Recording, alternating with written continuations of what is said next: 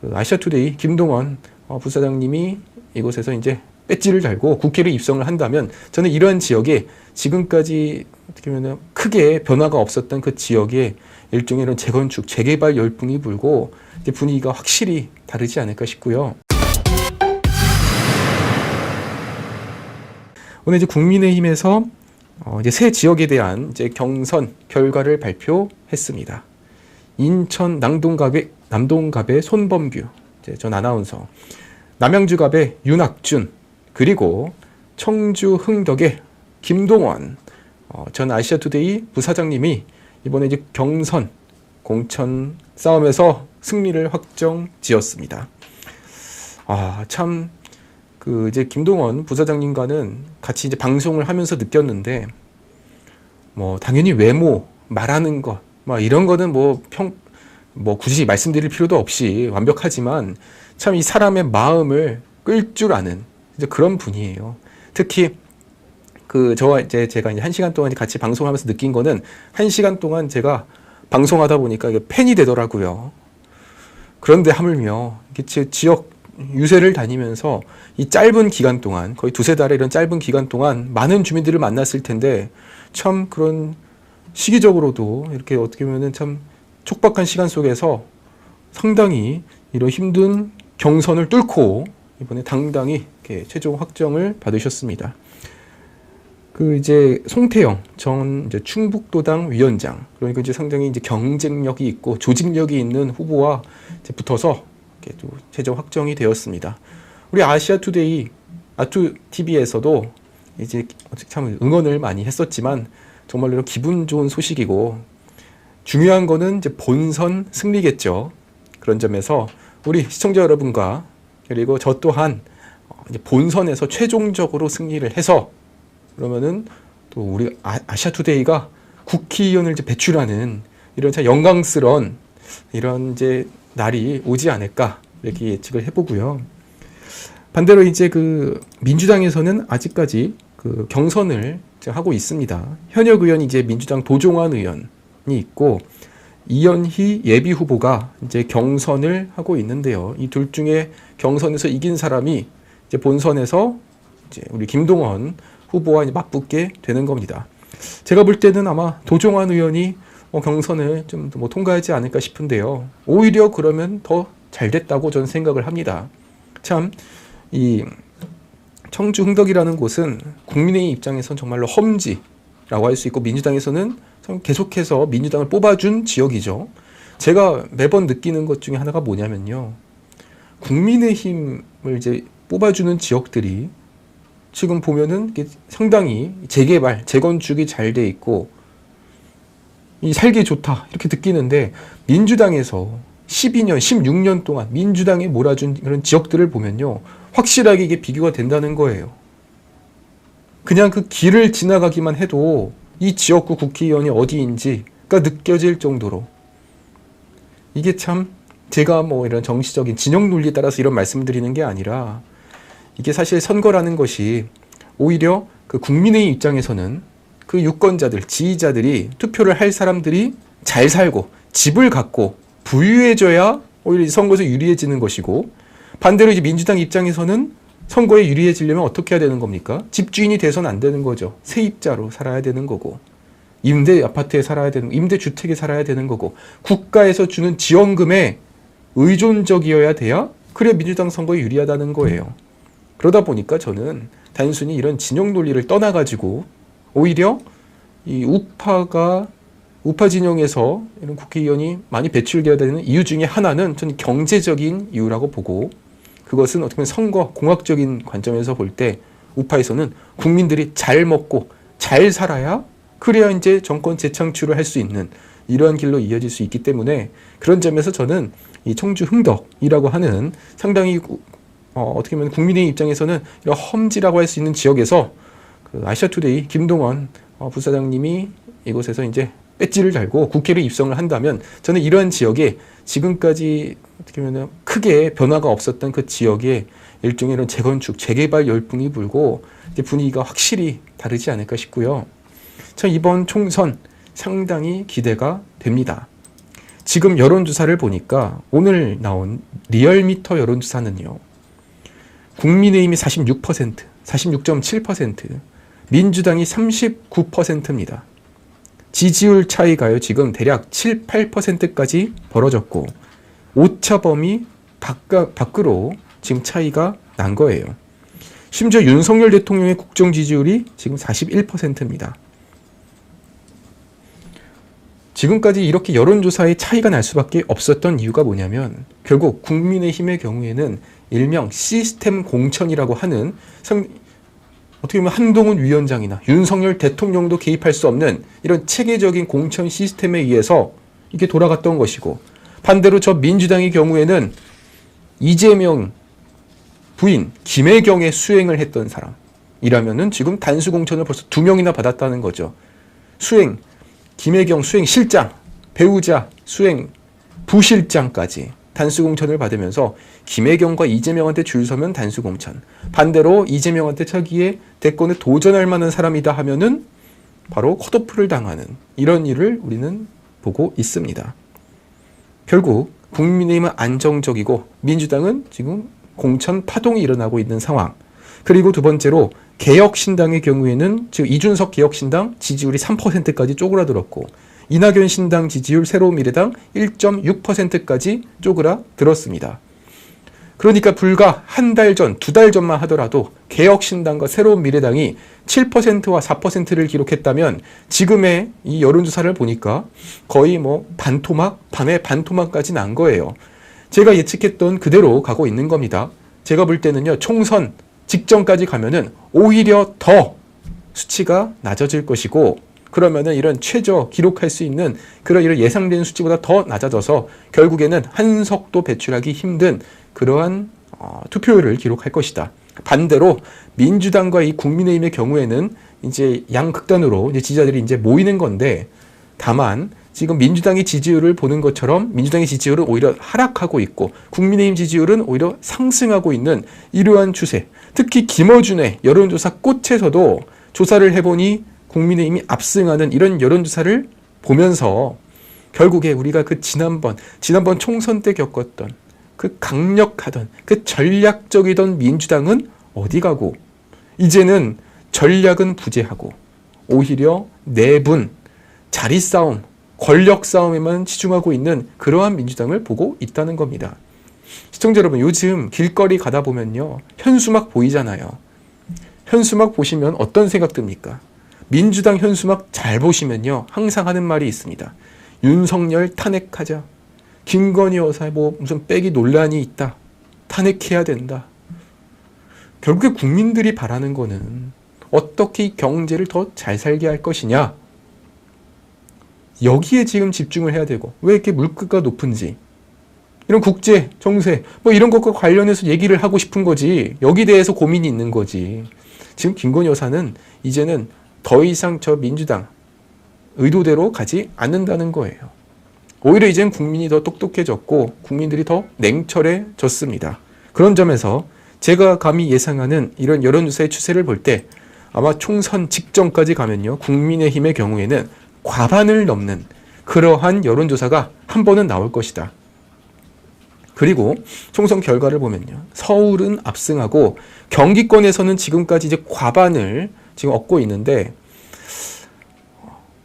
이게 정확하게 예측할 수는 없습니다만 이 경기권에서 만약에 과반을 얻는다면 그러면은 감히 민주당의 의석수는 100석 이하로 떨어질 가능성이 상당히 높다. 이렇게까지 말씀을 드립니다. Welcome to my party, we're just getting started. A life is a dream or a nightmare scarring. Hand me a drink cause I think I'm going all in. 국민의힘을 향해 친일파 정당이다. 심지어는 이승만 대통령한테도 친일파라고 하죠. 그게 말이 됩니까? 독립운동가한테 친일파를 하고 이제는 윤봉길 의사 손녀한테도 3.1절 참배를 가로막는.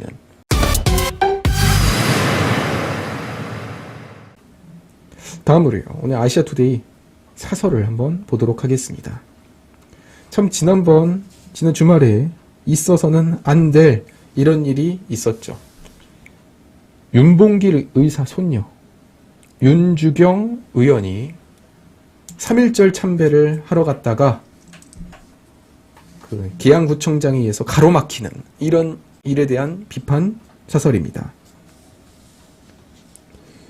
윤봉길 의사의 손녀 윤주경 의원이 3.1절 105주년 기념 행사에 참석을 해서 참배를 하려 했으나 민주당 소속 윤환 계양구청장이 이를 저지하는 어처구니 없는 일이 벌어졌다.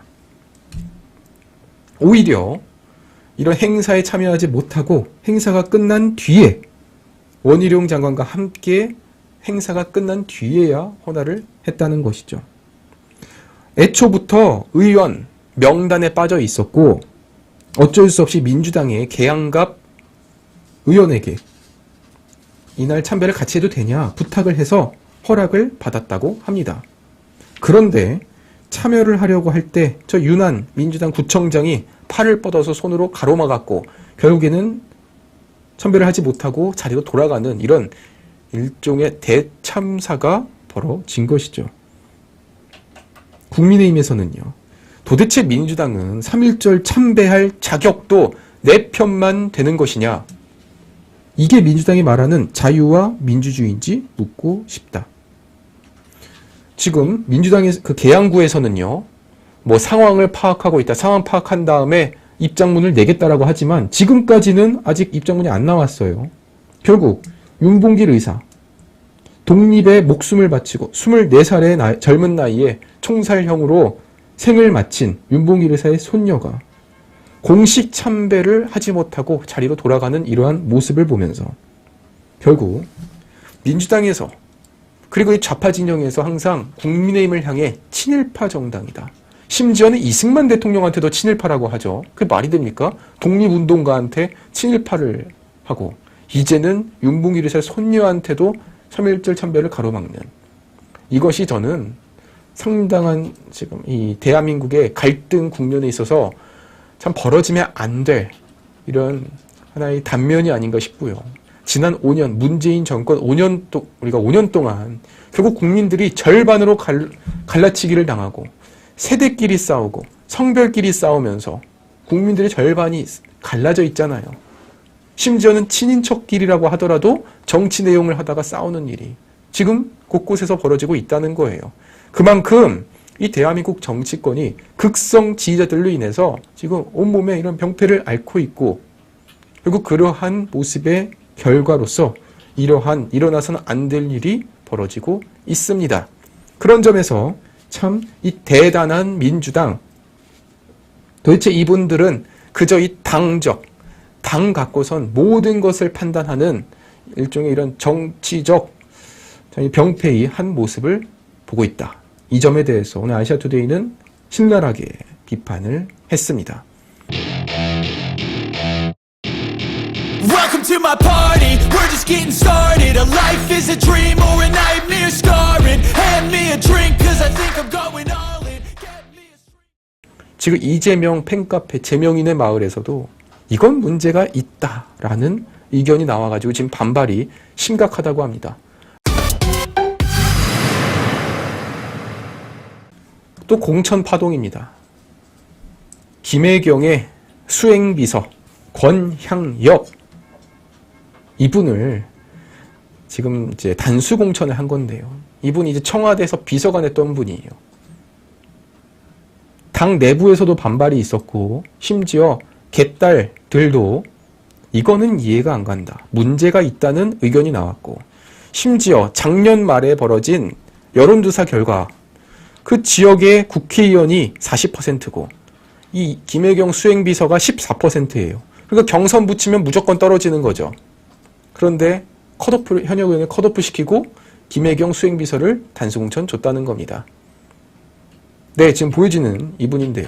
권향엽 전 청와대 균형인사비서관. 중요한 게 뭐냐면요. 이게 지금 이분이 김혜경의 수행 부실장이에요. 부실장. 그러면은 부가 있으면은 본이 있겠죠. 그러면 김혜경의 실장이 누구냐? 이해식 의원이고 이해식은 이미 중랑을에 단수공천을 받았어요. 그러니까 김혜경의 수행 실장이 이미 중랑을 단수공천 받은 상황에서 수행 부실장이 또 한 번 단수공천을 받았다는 겁니다. 그러니까 지금 민주당에서 그동안 국민의힘과 윤석열 정부를 향해서 비판했던 그 내용들이 지금 고스란히 본인들 이 잣대로 적용을 해보면 다 틀린 거예요. 하나도 제대로 맞는 게 없습니다. 그러게 김건희 여사가 모든 공천에 관여를 했다, 좌지우지했다 이렇게 주장을 했지만 결과적으로 지금 까보니까 어떤 결과가 나왔어요.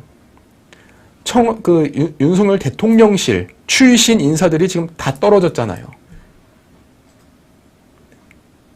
오히려 당협위원장, 현직 국회의원들이 다 이겨버렸습니다. 왜 그런 결과가 나왔을까요? 이게 사실 시스템 공천이라는 거는 어떠한 사적인 이런 점수가 들어가지 않는다는 것이고, 그러면은 시스템 공천은 결국 경선인데, 경선은 결국 조직력입니다. 그러니까 다 지금 국민의힘에서 현역 의원들이 다 압승을 하는 이유가 뭐냐? 조직력의 차이가 있었다는 거예요. 이게 사실 감동이 있냐? 여기에서는 할 말이 있겠지만, 반전, 그리고 청년, 이러한 의미는 좀 부족할지 모르겠어도 결국 이 시스템 공천이 제대로 이루어지면은 현역 의원이 압도적으로 유리할 수밖에 없다고요. 반면 지금 민주당에서 벌어지고 있는 저 공천의 모습은요, 이거는 정말 이 시스템이라는 말을 붙이기도 참 민망한 이러한 공천이라는 겁니다. 결국 배우자 실장 이미 단수공천 받았고, 배우자 부실장 이분도 단수공천이 됐는데, 그런데 이거 그냥 주면은 욕을 먹잖아요. 그러니까 어떻게 해서 공천을 줬느냐. 이 지역을 여성 전략 특구로 지정을 합니다. 그냥 주면 욕 먹으니까 여성 특구, 여성 전략 특구. 그러니까 단순히 전략 공천 지역이다 이것도 아니고요. 여성을 전략적으로 보낼 지역이다. 도대체 왜? 아니 그것도 하필 전남, 순천, 광양, 곡성, 구례 이곳에 어떤 이유에서 여성 전략 특구, 다른 지역보다 여성의 비율이 압도적으로 높느냐? 그런 것도 아니고요. 그러니까 아무런 이유 없이 그 지역을 여성 전략 특구로 지정을 해서 현역을 컷오프 시키고 그 다음에 김혜경 수행 맡았던 사람을 꽂았다는 거예요. 당연히 이건 사천이라고 할 수 있겠죠. 물론 본인들이야 이 여러 가지 이유를 들겠지만요. 이날 그 공천을 하기 전에 전날 밤 비공개 최고위 회의에서 상당한 이 의견 충돌이 있었다고 해요. 홍영표 의원, 임종석 비서실장 탈락 확정 지은 그날 이 권양역 단수공천 조선 안 된다. 반대 의견이 나왔음에도 불구하고 그대로 관철이 됐다고 합니다. 그러니까 그 최고위에서 반대 의견이 있었다는데도 불구하고 누군가가 밀어붙였다는 거죠. 그럼 누가 밀어붙였을까? 누구겠습니까? 안 봐도 뻔한 거죠. 지난번 4년 전에는 이 권양역 비서관이랑 그리고 현역의 그 서동용 의원 이 둘이 경선을 했거든요. 근데 경선하니까 당연히 서동용 이분한테 밀린 거예요. 그리고 이번에 또 한 번 4년이 지나서 경선을 하게 된 건데, 그러면 상식적으로 경선을 지금 이 서동용 의원이 특이점이 없다면, 어떤 이재명처럼 전과 사범에 이런 사법 리스크가 없다면 경선을 붙여줘야 되는 것인데, 그런 거 일절 없이 그냥 컷오프 시키고 공천을 줬다는 겁니다. 심지어 이 전략 특구로 지정을 했으면 차라리 정말 이게 젊고 참신한 새로운 여성 인물을 배출해가지고 영입해서 공천을 주면 그거는 의미가 있다는 거예요. 그런데 이미 청와대 비서관까지 하고 이미 경선까지 나왔던 사람을 전략 특구로 지정을 해서 공천을 줬다? 지금 이재명 팬카페 재명인의 마을에서도 이건 문제가 있다라는 의견이 나와가지고 지금 반발이 심각하다고 합니다. 아니 근데 대표가 공천 자리 이런 거 마음대로 못 주냐 답답하다 이러고 있고, 여기서 오해받을 소지가 크다, 또 이런 걸 올리지 마라, 공천 끝났다, 서로 지금 싸우고 있는 거예요. 그러니까 우리가 흔히 개딸 같다라는 게 딱 저런 댓글의 반응인 거죠. 아니 왜 내분을 일으켜, 왜 반대 의견을 내? 저는 다시 한번 느낍니다. 우리 국민의힘의 장점은, 우파 진영의 장점이 뭐냐? 내분이 가능하다는 거예요. 내부에서 반대표를 줄 수 있어야, 그래야 자유민주주의입니다. 반면 저 재명인의 마을의 모습은 절대로 반대 의견을 냈다가는 살아남을 수가 없는 거죠. 쫓겨나는 거죠. 그런 점에서 참 다시 한번 이런 차이를 느끼게 되네요. 결국 그 민주당에서는 김건희 여사를 향해서 뭐 도이치 특검법 갖고선 거의 뭐 반년 가까이의 시간을 끌었고, 그리고 서울의 소리가 터뜨린 그런 정치 공작, 명품백 논란, 그리고 그 이전에 녹취록, 이렇게 여러 가지를 준비했지만 이게 너무 길게 끌었고 너무 무의미한 이런 정치 공작이었음이 드러났습니다. 차라리 조금은 더 시간을 짧게 하고 더 파격적으로 해가지고 총선 직전에 흔들었으면 모를까. 반년, 1년 동안 계속해서 선거 때만 되면은 김건희 여사만 공격을 했잖아요. 물고 늘어졌잖아요. 그거는 민주당이 갖고 있는 하나의 이런 여성 혐오에 기반한 김건희 여사 죽이기에 나선 것이죠. 반대로 오히려 김건희 여사가 지금 뭐 기소가 됐습니까? 오히려 김혜경이 기소가 됐고, 지금 선거법 위반으로 이젠 재판을 받게 되었고, 그리고 김혜경의 공범 배소연의 유죄가 확정되었고, 그리고 그 김혜경의 법카 2천만 원 과일을 산 그런 김혜경 법카 사건은 현재 수사 중입니다. 결국 본인들의 이런 약점을 덮기 위해서 오히려 이 김건희 여사를 향해서 계속해서 이러한 악의적인 정치 공작을 벌이지 않았을까? 그리고 김건희 여사 특검이 언제 쏙 들어갔느냐? 바로 김정숙 특검, 김정숙 그 인도 타지말, 이게 이제 공론화가 되니까 갑자기 쏙 들어가 버렸잖아요. 그러니까 본인들이 약점을 덮기 위해서 상대를 공격하는 이런 얕은 수를 쓰다가 정말 꺼내지도 않았으면 좋을 뭐 이러한 상황이 되어 버렸습니다.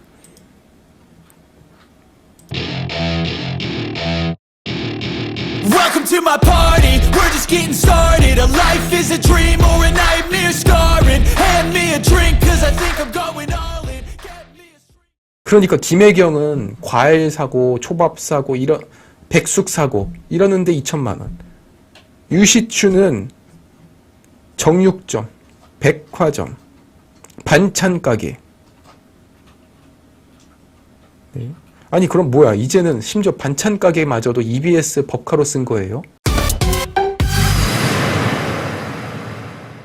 일단 유시민 얘기부터 한번 해볼게요. 지금 이재명이 지금 선대위원장 이 자리를 두고선 지금 여러 사람한테 지금 트라이를 하고 있거든요. 일단 첫 번째로 손 내민 게 김부겸, 정세균입니다. 그러니까 문재인 정부 때 그 국무총리 김부겸과 정세균에게 선대위원장직을 제안하면서 좀 도와달라라고 손을 내밀었는데 다 거절당했습니다. 이거 진짜 웃긴 거 아니에요? 아니 적어도 이런 문재인 때 국무총리들한테 손을 내밀려고 했으면 적어도 문재인의 이런 요구를 들어주고서 그 다음에 손을 내밀어야 되지. 임종석은 컷오프 시켜놓고 또 저 사람들한테는 도와달라 하고 있으니 당연히 이 두 전직 총리는 거절을 합니다.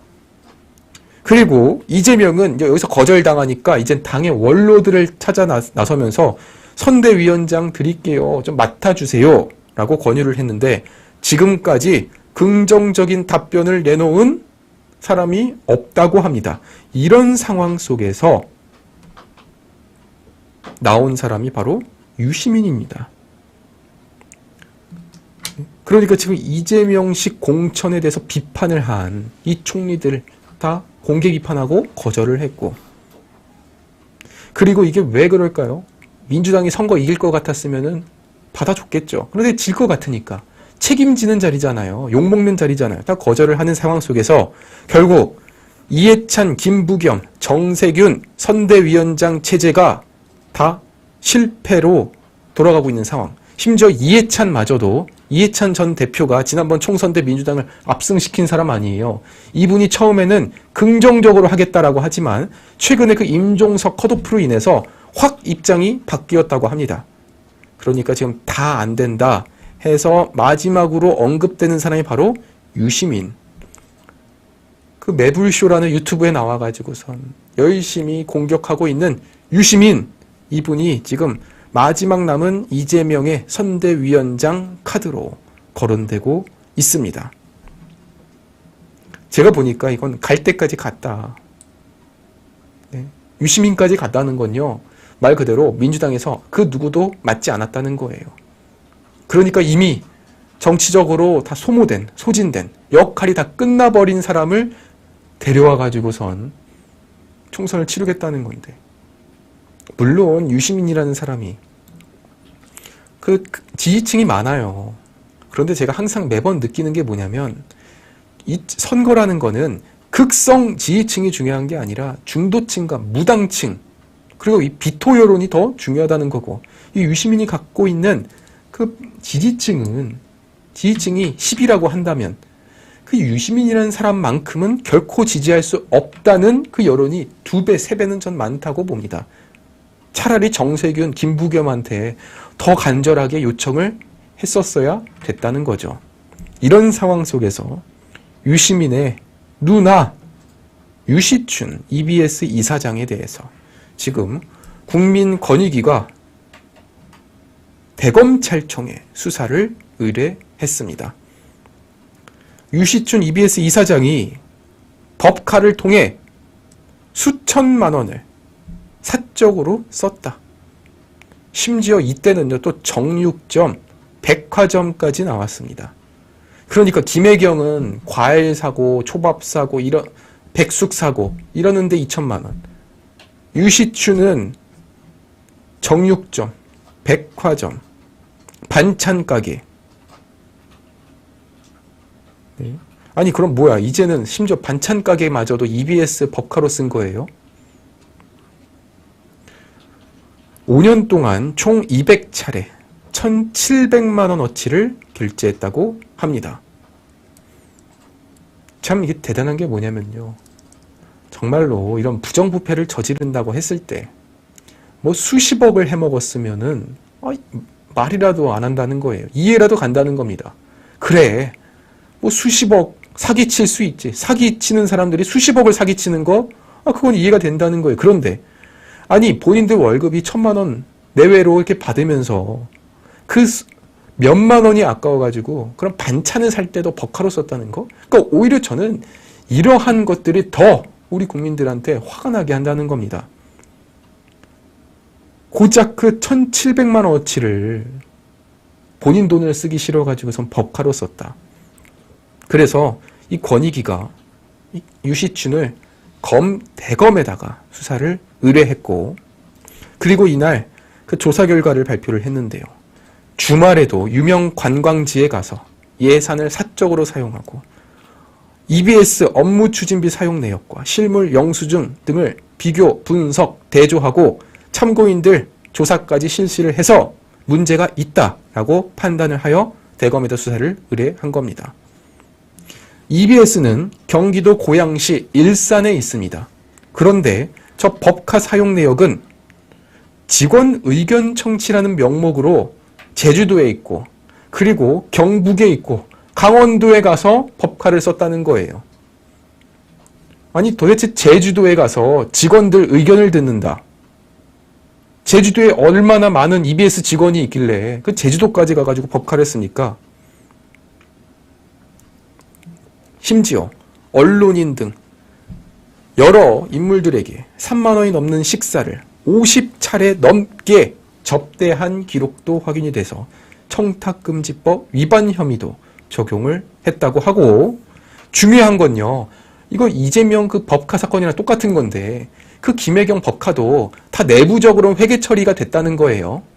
결과적으로 그 과일가게 사장이 경기도청까지 가서 직접 결제를 받기도 하고 사용 이런 내역을 다 이렇게 조작을 했을 거 아닙니까? 마찬가지로 이날 권익위에서 본 것도 식사 상대방을 허위로 기재했을 이 가능성을 지금 집중적으로 따져봤다고 합니다. 그래서 명백하게 적발된 금액이 수천만 원이라는 것이고, 그 외에 이건 약간 수상하지만 그렇다고 해서 이걸 갖고선 바로 문제 제기할 수 없는 그런 이 건수까지 합치면요. 이건 제가 볼 때는 거의 이건 뭐 1,700, 2천만 원이 아니라 전 그 이상이라고 봅니다. 그러니까 명백하게 권익위가 보고선 문제가 있다라고 따진 게 1,700이고 그 외에는 뭐 훨씬 더 많다는 거죠. 실제로 저 유시민의 누나 유시추는요.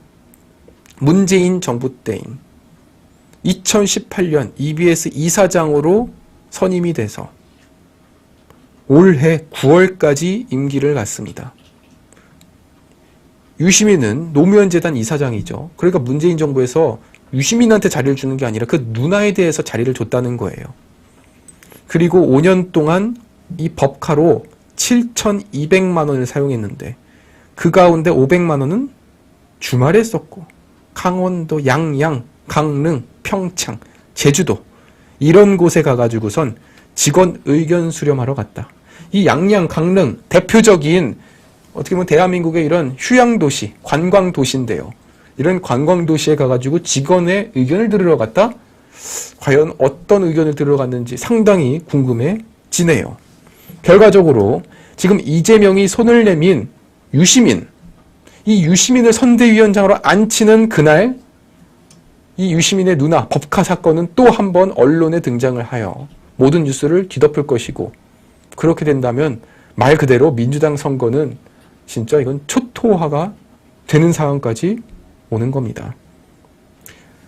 전 다시 한번 이 김부겸, 정세균 이 두 분이 확실히 이재명보다 정무적 판단이 뛰어나다라는 걸 느낍니다. 그러니까 이거 딱 사이즈를 봤을 때 돌아가는 상황을 봤을 때 이거 안 되겠다는 거예요. 이거 민주당 선거 진다는 겁니다. 그러니까 발을 빼는 거죠. 반대로 지금 유시민은 나름대로 긍정적인 이런 지금 방향으로 나오고 있다고 하는데 그게 이제 정무적 판단의 차이겠죠. 그래서 만에 하나 유시민이 이거 받는지 안 받는지를 우리가 한번 지켜보지만 만약에 받게 된다면 이번 총선을 통해서 이재명과 유시민 이 두 사람을 동시에 날릴 수 있는 아주 중요한 선거가 될 것이다. 그렇게 생각이 됩니다. Welcome to my party, we're just getting started. A life is a dream or a nightmare scarring. Hand me a drink cause I think I'm going all in. Get me a street. 임종석이 오히려 이재명과의 전면전을 선포했다는 겁니다.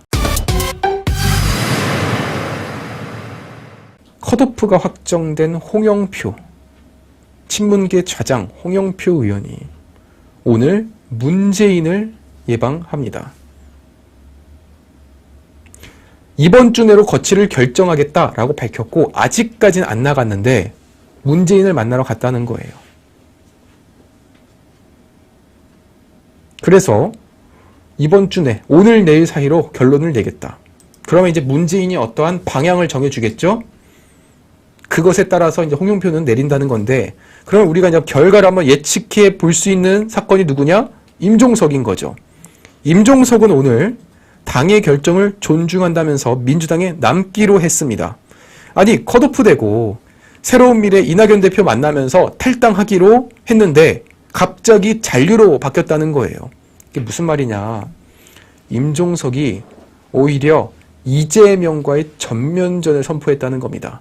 그러니까 원래는 임종석이 새로운 미래당으로 가가지고 공천을 받아서 선거에 나가겠다가 원래 1차적인 계획이었는데 이걸 바꿔서 이번 총선을 포기하고 대신 민주당에 남아서 민주당 총선이 폭망을 하면 8월달 전당대회 때 당권을 잡겠다는 게 지금 임종석의 생각이라는 겁니다. 그러니까 지난 주말 동안 새로운 미래에 합류하겠다, 무소속으로 출마하겠다 여러 가지 분석이 나왔지만 결국에 당에 남겠다. 이것은 바로 민주당 내에서 이재명과 직접 맞붙겠다는 것. 그리고 이 뒤에 배경에는 누가 있을 것이냐? 문재인이 있지 않겠느냐? 결국 이 임종석의 행보 또한 그 뒤에 문재인이 있었을 것이다. 이러한 분석도 나오고 있습니다. 경남 양산 평산마을에 있는 문재인, 임종석을 향해 당에 남아서 후위를 도모하라고 만류했을 거라는 관측이 나옵니다. 어저께요, 광주에 내려갔었죠. 그때 광기정 광주시장을 만납니다. 광기정이 누구예요? 문재인 정부 정무수석이고, 정무수석이 뭐예요? 대통령과 당을 이어주는 자리 아닙니까? 정치적 판단을 하는 자리인 광기정 시장을 만났죠. 그러면 그 광기정은 문재인의 이런 메시지를 전달을 해줬을 것이고, 그럼 문재인의 메시지에 따라서 했다면 결국 문재인의 생각은 뭐라고요? 당에 남아서 후위를 도모하라. 마찬가지로 홍영표 의원은 또 문재인을 이제 예방을 하는 건데, 그런데 그렇다고 해서 홍영표 의원도 당에 남아있을 거란 보장은 없습니다. 왜냐? 문재인이 임종석한테는 A라는 방향을 지시하고 홍영표한테는 B라는 길을 지시하면서 일종의 투트랙으로 갈 수 있는 거예요. 그러니까 이 문재인이 마찬가지로 임종석처럼 홍영표 의원한테도 당에 남아라 라고 할 수도 있지만, 반대로 임종석은 남아서 후위를 도모하고 홍영표 너는 나가서 이낙연과 합쳐라, 아니면 나가서 무소속으로 출마한 다음에 새로운 미래당과 연합을 꾸려라, 뭐 이러한 여러 가지 가능성이 제기가 되는 건데, 일단 제가 여러 가지 가능성을 말씀드리지만 그 기본적인 전제는 뭐냐면요, 결국 지금 민주당 내에서의 힘의 구도와 이런 세가 이재명에서 다시 문재인으로 좀 돌아오고 있다는 거예요.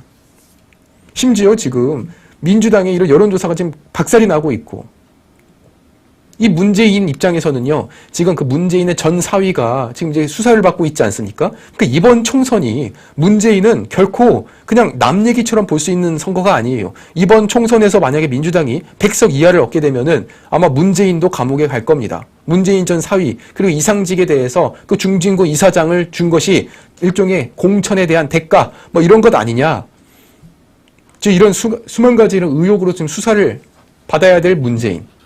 어떻게 하면 지금 본인이 계속해서 이런 정치적인 힘을 유지를 할 것이냐. 그런 점에서 저 홍영표, 임종석에게 이런 다양한 메시지를 줄 것이고, 이런 것들의 결론은 이재명은 결국 힘의 권력에서 멀어지고 있다는 겁니다. 지금 그 민주당 비례정당 지지율 거의 지금 바닥이에요. 그 당 이름이 민주개혁진보연합인데 지금 몇 퍼센트까지 나오냐면요, 무려 8%입니다. 이재명 민주당의 비례정당 지지율이 8%고 오히려 그 지지율이 다 어디로 갔냐면 조국신당으로 갔어요. 참으로 충격적인 여론조사입니다. 제가 한번 시청자분들께 보여드리도록 할게요.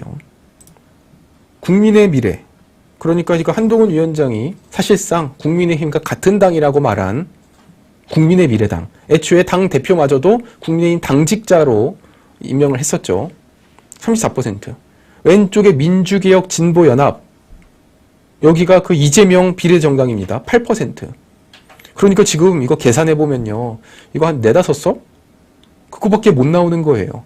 국민의힘은 어차피 지금 손해볼 거 없어요. 어차피 이런 준연동형제에서 위성정당을 만들었기 때문에 의석수 손해를 보지 않지만, 이재명 민주당 비례정당이 5석으로 쫄아들고, 반대로 조국신당 지지율이 지금 22%까지 나왔죠.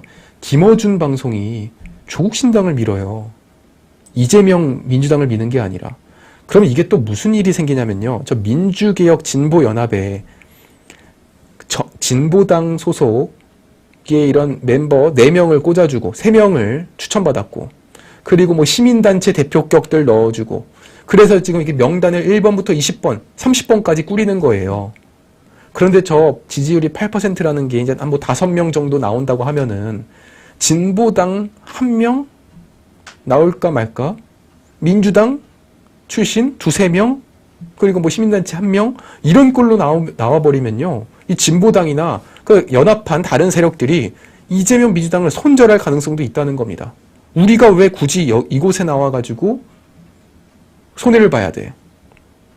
그러다 보면 이게 힘의 구도가 조국 쪽으로 밀려버릴 수가 있어요.